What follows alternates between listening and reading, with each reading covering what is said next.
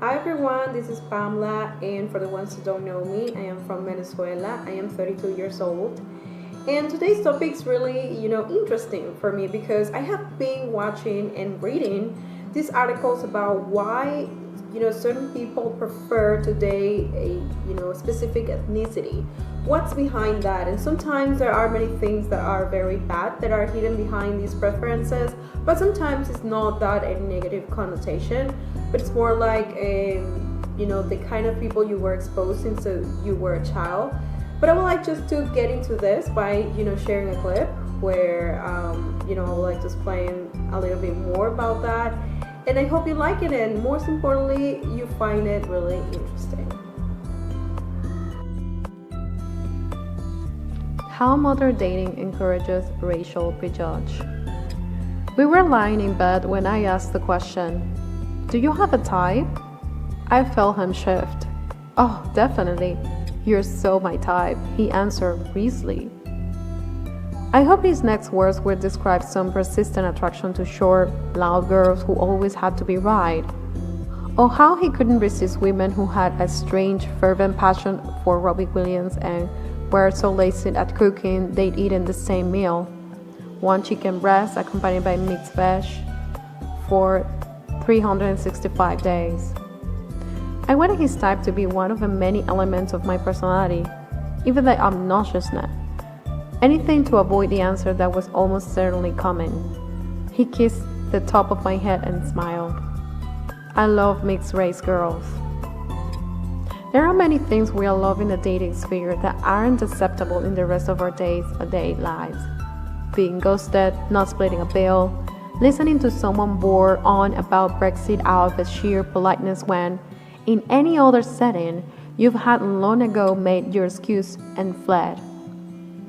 When it comes to trying to find love, though, we're incredibly forgiving, to the point where we can even find ourselves glossing over or excusing racial prejudice that will be bucked at anywhere else. It's not like racism in dating is a new problem. I've even reading about it before my dated job in Stylist magazine. But perhaps we have the rise of online dating to blame or thank for thrusting the problem uncomfortably into the spotlight. Almost half of 16-34-year-olds have used a dating app at some point in their lives, and that dating via screen has become the third most popular way of meeting a long-term partner. Tinder alone counts 1 million swipes a day from thirsty singletons. The act of finding a mate or just someone to warm your bed has been revolutionized by tech, which allows people to select someone as easily as making a food delivery order. And all of those swipes, hopefully messages on funny gifts exchange, have been recorded, which is evidence is now far easier to track indigenous racism previously only highlighted via word-of-mouth history from those on the receiving end. Now we've got study to show how ethnic minority are passed over as romantic options. Like the infamous 2014 OkCupid survey, which showed black women were ranked least attractive by straight male OKC users, while Asian men were seen as the least desirable by straight women on the site. In a similar vein, recent research found black men and women were 10 times more likely to message white people on dating platforms than white people were to approach black individuals in turn. Just last month, gay dating app Grindr launched an anti-discrimination campaign, Kinder Grindr, that aims to bring an end to nakedly racist statements which are all too often received on the platform. Declarations like "no blacks, no Asians, no Hispanics" are frequent and unchallenged, says users.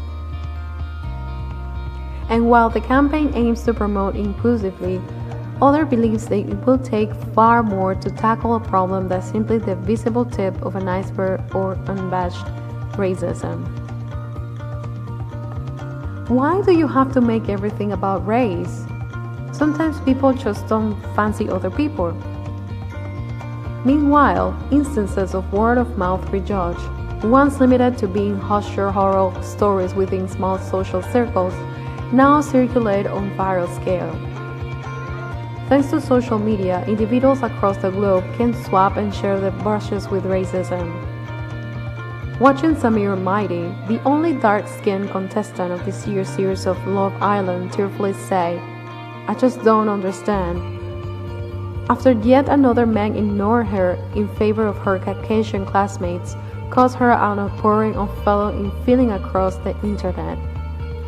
As Jasmine Abdel-Majid wrote in an Evening Standard column summing up the general Twitter discourse among ethnic watchers of the program, like almost any other TV show, Love Island reinforces a painfully obvious reality: the place of black women and women of color in society's desirability hierarchy, and that's sadly right at the bottom. Put simply, black women, especially dark-skinned black women without Eurocentric features, are rarely even seen or depicted as desirable. But if you ask anyone outside the group of those who experience dating prejudges firsthand, it's clear dating is still a place where most people not only refuse to acknowledge that racial-based selection is a problem, but actively accept that as a matter of personal preference of type. More on this later. Watching Twitter chatter about Love Island, I realized how few people wanted to acknowledge that Samir's experiences could be rooted in society's racial bias, including my own sister. "Why do you have to make everything about race?" she snapped. When I texted her about how I felt after watching Samira cry, the ensuing argument left me sobbing with frustration. I couldn't deal with the flat-out denial and phenomenon I knew existed. "Sometimes people just don't fancy other people," she signed off. It's true, sometimes they don't. But with so much of who we are attracted to governed by the society we live in, it's certainly worth examining why we're so accepting of the idea that it's somehow okay to write off whole group of romantic options based on ethnicity. Or conversely, why we hoist other demographics onto a pedestal as the ideal. The reason for these prejudices going unhacked seems to be Thursky's twins' idea of types and preferences. Two words which let most people get away without questioning their romantic choices any further beyond "they're my type and that's just my preference." Type could mean anything in dating. Your type could be someone who loves sarcasm or who can paint. But most people, or at least the ones who responded to my straw polls on the subject, understand it as a code for a physical appearance, aka what more does your ideal partner look like? And often the phenomenon expresses itself in two ways: either a preference for, a preference against. The former is far more likely to be openly discussed. 100% I like Caribbean British girls, said the boy when I brought the question up again, this time under the protective umbrella of neutral journalistic curiosity. Is that the only demographic he'll date women from? No, if I'm attracted to the person in the moment, that's my type. I never not go for someone just because they're not what I think my type is. A mixed race girl is just who I'm more attracted on to a superficial level. Have you ever felt uncomfortable about being a white man saying your type is a mixed-race Caribbean girl? I say, he becomes sharp. No, not at all. It's not negative. It's just a personal preference. I prefer that color, skin, and hair. Just like a mixed girl might prefer a black man or a white man. And when you tell girls they're your type, how do they react? I press. He's fully irritated now and answered briskly. They're usually quite happy. That's my type is them.